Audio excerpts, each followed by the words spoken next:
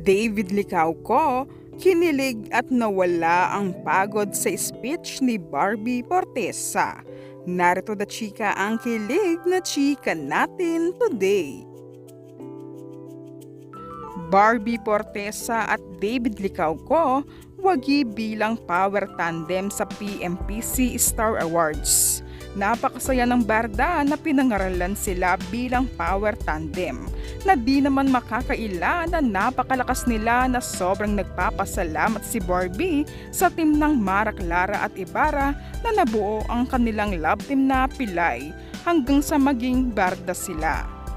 At dito may sinabi si Barbie na kung saan ay napawaw si David at di mapigilan mapangiti sa kilig nang sabihin ni Barbie ang good things happen when you least expect it, and for me that's David.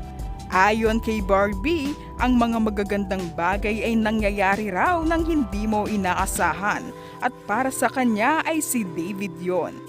Things happen when you least expect it, and for me that's David. Gulat ka, di ba?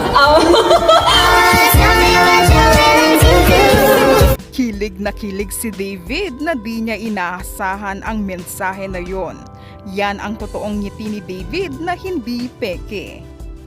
Marami kasing nakapansin na hindi masyadong ngumingiti si David pagkarating niya sa awards night.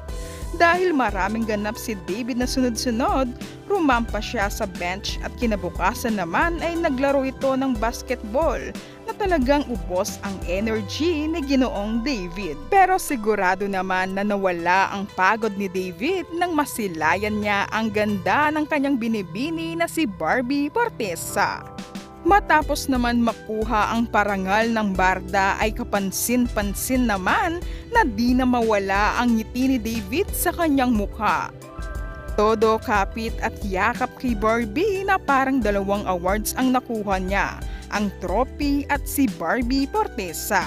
At mula nang marinig niya ang nakakakilig na speech ni Barbie para sa kanya, parang ang dating ni David ay pwede na niyang angkinin si Barbie Fortesa. Layag na layag ang barda kagabi, nakilig ng bongga ang kanilang mga tagahanga.